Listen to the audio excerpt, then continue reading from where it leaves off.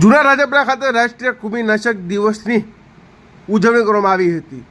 જૂના રાજપરા ખાતે રાષ્ટ્રીય કૃમિનાશક દિવસ અંતર્ગત વિશેષ કાર્યક્રમનું આયોજન કરવામાં આવ્યું હતું।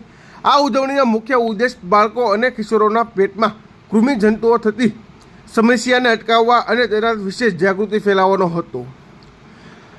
આ કાર્યક્રમ દરમિયાન શાળાના બાળકોને અને આંગણવાડીના ભૂલકાઓના નિયમિત માર્ગદર્શિકા મુજબ કૃમિનાશક એલ્બેન્ડાઝોલ ગોળીનું વિતરણ કરવામાં આવ્યું હતું। બાળકોમાં વ્યક્તિગત સ્વચ્છતાનું મહત્ત્વ સમજાવવામાં આવ્યું હતું।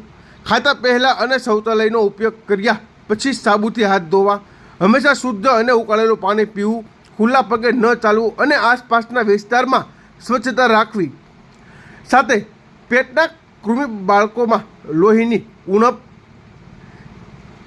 એનિમિયા અને કુપોષણનું મુખ્ય કારણ બને છે। આ ગોળી લેવાથી બાળકોના શારીરિક અને માનસિક વિકાસમાં સુધારો થાય છે તેમજ તેમની રોગપ્રતિકારક શક્તિ વધે છે। આ અભિયાનને સફળ બનાવવા માટે સ્થાનિક આરોગ્ય વિભાગના અધિકારી ડૉક્ટર વિરલ મેડમ તથા સ્ટાફગણ, શાળાના આચાર્ય, શિક્ષકો અને આંગણવાડી કાર્યકરોએ ઉત્સાહપૂર્વક સહયોગ આપી વાલીઓ તથા બાળકોને માર્ગદર્શન પૂરું પાડ્યું હતું।